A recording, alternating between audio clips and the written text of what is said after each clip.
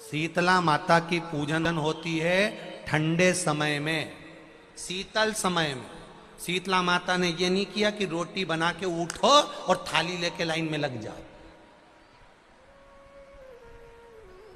तुम देखना शीतला माता की पूजन करने लोग जाते ना शीतला सप्तमी शीतला अष्टमी पे, बस 11 बजे तक तो रोटी बनाती रहेगी, सामान बनाती रहेगी। 1-1.5 घंटा में ठंडा हुआ, 12:30 बजे उठ के सीधे लाइन में लग जाएगी, जल्दी से पूजन करके सो जाऊंगी, काम खत्म। शीतला माता ने भी सोच लिया बस तूने मुझे बेवकूफ बनाया, अब रुक जा तू। 11 बजे तक भोजन बनाया, 10 बजे तक भोजन बनाया, 1 बजे रात को लाइन में लग गई पूजन करने के लिए। 1 बजे रात को न जाने किसने पहला दी कि 1 बजे रात को लग जाओ लाइन में, सुबह तक पूजन करके अपने घर आ जाओ, फिर आराम से आके सो जाओ। अब इतनी जल्दी क्या है भगवान के पूजन की? माँ की पूजन करने जा रहे हो, माता से लाड़ लड़ाने जा रहे हो, अपनी माता से अपने दिल की बात कहने के लिए जा रहे हो, अपने स्नेह की बात कहने के लिए जा रहे हो, तो धीरे धीरे प्रेमवश आनंद से माता की आराधना शीतल समय में, ठंडे समय में। ठंडे समय का मतलब है भीतर से ठंडे होकर, अपने भीतर से ठंडे होकर। अब अपने भीतर तो ठंडा ही है ही नहीं ना, जल्दी जल्दी चलो। और आधी बहुत पतली खुशी है और और ये कितना बड़ा कपड़ा थाली पे ढाक ढुका के लाइन में खड़ी है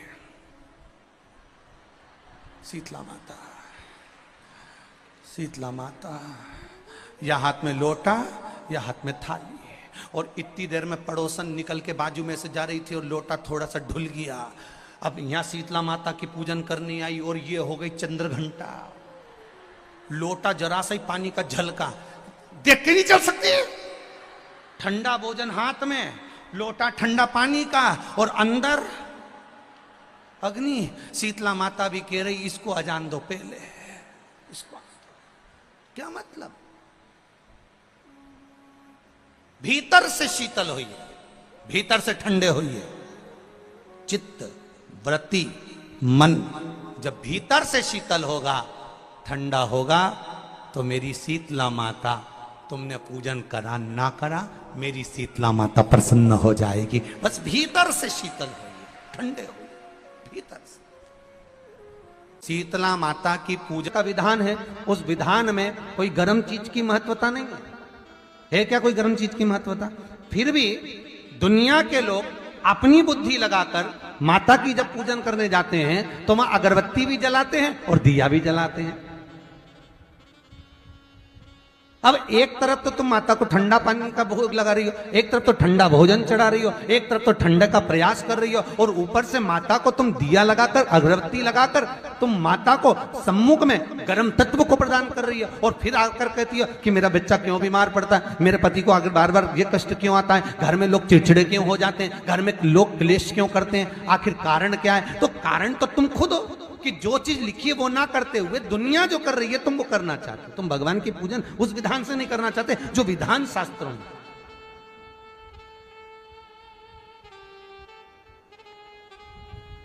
जो शास्त्रार्थ विधान कहता है। महाराज, शीतला माता की पूजन में कहीं ऐसा लिखा है कि तुम दिया लगाना, अगरबत्ती लगाना? शीतला माता की पूजन में लिखा है 1 लोटा पानी लेना, उस जल में पुष्प आदि लेकर माता को ठंडा भोजन का सुंदर भाव से माता का स्नान कराकर पूजन करना, अर्चना करना। कुंकू, चावल, रोली, मोली जो चढ़ा सकते हो, चुनरी, वस्त्र आदि जो चढ़ाना हो चढ़ाओ। पर यह नहीं लिखा कि तुम दिया भी लगाना कि अगरबत्ती भी लगाना, क्योंकि गर्म तत्व वहां चाहिए माता। वो शीतल है, शीतला। और अगर तुम दिया लगा भी रहे हो, मान लो दिया अगर तुम लगा भी रहे हो तो उसके सम्मुख ना लगे, उससे दूर, बहुत दूर। एक शीतल आरती होती है, मेरी जीजियों बड़े सावधानी से सुनिएगा। एक शीतल आरती होती है। कभी अगर तुम्हारे जीवन में अगर कभी तुमको ऐसा लगे कि रोग बड़ा भारी हो चुका है और बहुत भारी रोग मुझे घेरता जा रहा है, या डॉक्टर को दिखाने जा रहे हो और तुम्हें ऐसा लग रहा है कि डॉक्टर कोई बड़ी बीमारी बताएगा, तो उस समय पर शीतल आरती का प्रयोग करें। एक पुष्प हाथ की हथेली में रख लीजिए, एक पुष्प हाथ की हथेली में रख लीजिए,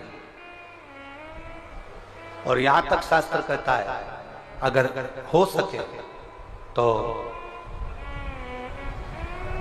आंकड़े का अगर पुष्प मिल जाए, तुम्हारे यहाँ क्या बोलते हैं उसको, मंदार का फूल, आंकड़े का फूल, अकौए का फूल, जो शंकर भगवान पे चढ़ता है, छोटा सा होता है, घुंघरू जैसा होता है वो, उसको तुम्हारे यहाँ क्या बोलते हैं हरियाणा में? आंख का ही पुष्प बोलते हैं। आंख का पुष्प मिल जाए तो ज्यादा अच्छा है।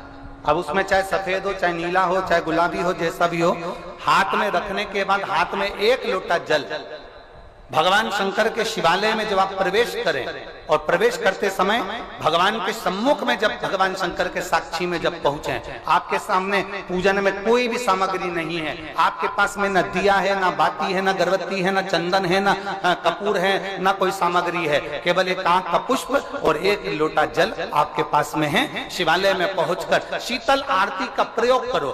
11 बार भगवान शंकर के 11 रुद्रों का स्मरण कर कर जब 11 बार शंकर के शिवलिंग के ऊपर से नीचे तक कलश को जब घुमाया जाता है, और घुमाने के बाद वो आग का जो पुष्प है वो अशोक सुंदरी वाली जगह पर समर्पित कर कर भगवान शंकर को जो जल चढ़ाया जाता है, जो जल समर्पित किया जाता है, डॉक्टर भले तुमसे कह रहा हो कि तुम्हें बड़ी बीमारी के चांस हैं, आप जाकर एक बार चेक कराना, तुम्हें वो बड़ी बीमारी निकलेगी ही नहीं, उस रोग से तुम मुक्त हो।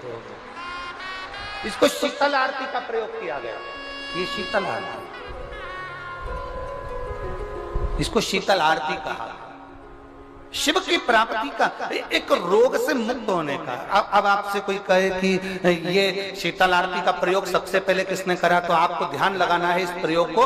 सोमनाथ जी की कथा का स्मरण करिएगा, सोमेश्वर की कथा का स्मरण करिएगा। शीतला माता की, शीतला माता की। घर में औलाद नहीं हुई, संतान नहीं हुई, और अंजना माता गौतम बाबा के पास जाकर कहती है, पिताजी मेरी शादी को इतने 42 वर्ष हो गए, विवाह हुए इतने साल। तो जब माता उमा जब प्रगटी तो उनका केश भूमि पर गिरा, और भूमि पर गिरने के कारण उससे एक वृक्ष उत्पन्न हुआ जो नीम का वृक्ष कहलाता है, नेवाड़ी का वृक्ष कहलाता है। इसलिए साउथ में, दक्षिण में नीम के वृक्ष को स्वयं देवी का प्रतिबिंब माना जाता है। नीम के वृक्ष को स्वयं माता का प्रागट्य उत्सव माना जाता है। नीम के वृक्ष को स्वयं देवी का भाव वर्णित किया जाता है। और बहुत सुंदर बात है महाराज जी, जिसके शरीर में माता निकल गई हो, दाने दाने पड़ गए हो पूरे शरीर में, बुखार भी बहुत तेज आ रहा हो, और पूरे शरीर में माता जी निकल गई हो, एक लोटा पानी जिसके शरीर में माता जी निकली है उसके पास में रख दो, और वो पानी उठाकर नीम के पेड़ में उस व्यक्ति के ऊपर से 7 बार उतार के नीम के पेड़ में डाल दो। 3 दिन के अंदर उसकी माता जो शरीर में निकली हुई है, दाने दाने पड़े हुए हैं, जो बुखार बहुत तेज आ रहा है, उसमें धीरे धीरे आराम मिलना प्रारंभ हो जाता है। यहां तक शास्त्र कहता है कि किसी व्यक्ति को अचानक बहुत तेज बीमार आ गया, बहुत तेज बुखार आ गया, या एकदम कंठ में भी आपको अगर जलन पड़ रही है, कंठ रुक रहा है, बुखार बहुत तेज आ रहा है, शरीर में ताप है, डॉक्टर को दिखाओ मना नहीं है, सब कुछ करो मना नहीं है, पर एक लोटा पानी अपने ऊपर से उतार कर 21 बार नीम के पेड़ में ले जाकर नाम गोत्र बोलकर डाल दीजिए, और नीम के पेड़ के नीचे की मिट्टी को अपने कंठ पर लगा लीजिए। 20 से 25 मिनट बाद आपको आराम लगना प्रारंभ हो जाएगा। ये उमा देवी है। नीम के वृक्ष में 64 योगनियां होती हैं, देवियां होती हैं। इसलिए आज भी हमारे विधान है, आज भी विधान है कि किसी को बहुत तेज बुखार आ रहा है, बहुत तेज बुखार, महाराज 1 लोटा पानी लो, उसमें नीम की, कड़वी नीम की डाल दो और डालने के बाद बच्चे पे से जिस पे बुखार आ रहा है उसको 7 बार उतारो और ले जाकर नीम के पेड़ में डाल दो और उस नीम की जो झाड़ है जो पानी के अंदर पड़ी थी उसका जल उस बुखार वाले व्यक्ति पे छींट दीजिए। 15 से 20 मिनट में बुखार नीचे, समाप्त। देवियां अपना भाग ग्रहण। कहा कि मिट्टी काया के रोग को ठीक कर देती है महाराज। अगर किसी व्यक्ति को चर्म रोग हो गया, कुष्ठ रोग हो गया, चमड़ी सफेद पड़ गई, रोग समाप्त नहीं हो रहा, बढ़ते जा रहा है, औषधियां आपने बहुत कर ली, तो 3 जगह की मिट्टी आपको फल प्रदान करेगी। पहला, सूर्य कुंड की मिट्टी। स्कंद पुराण सूर्य कुंड कहां पर है? तो कहा दतिया और झांसी के बीच में सूर्य कुंड निवास करता है। उस सूर्य कुंड की मिट्टी को लाकर जिस व्यक्ति को कुष्ठ रोग हो गया हो, शरीर की चमड़ी सफेद पड़ गई हो, स्कंद पुराण कहती है सूर्य कुंड की मृदा लगा लेने